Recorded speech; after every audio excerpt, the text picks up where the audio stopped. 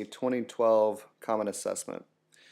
It has this information, it's a table, and it says which correctly describes this transformation g of x, such that f of 2x plus 5 is what?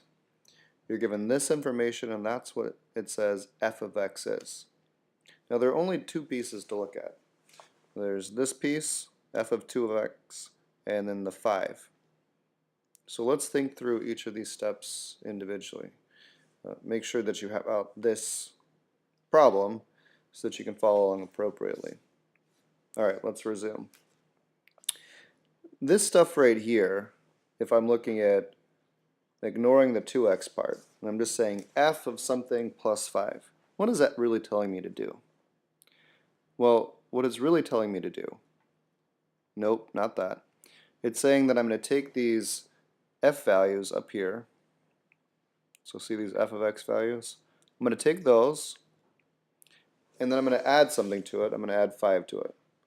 So to look at that part of the problem, to learn what the y values will be, we're just going to add 5 to each of these. So 5 plus 5, 5 plus 7, and negative 3 plus 5, 1 plus 5, 6 plus 5. So on your own now, cross off the ones that don't do that, and keep your selections on the ones that do. You ready to resume? So which ones did you cross off? Good, yeah, you should have crossed off F, H, and J. F, H, and J. Because 5 plus 5 is 10, 5 plus 7 is 12, 5 plus a negative 3 is 2, and so on. Now we're going to look at the rest of the stuff. F of 2x plus 5. Now we might think that 2x means we should multiply by 2. False. What we need to do is remember that this stuff, the stuff inside the parentheses here, this stuff affects the x values. It affects it directly.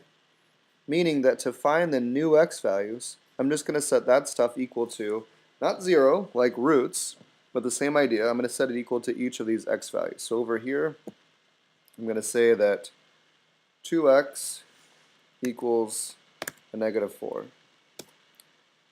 And then I'm going to solve for x. I'm going to divide both sides by 2. So I'll pretend that's like dividing both sides by 2, and then I get x equals a negative 2.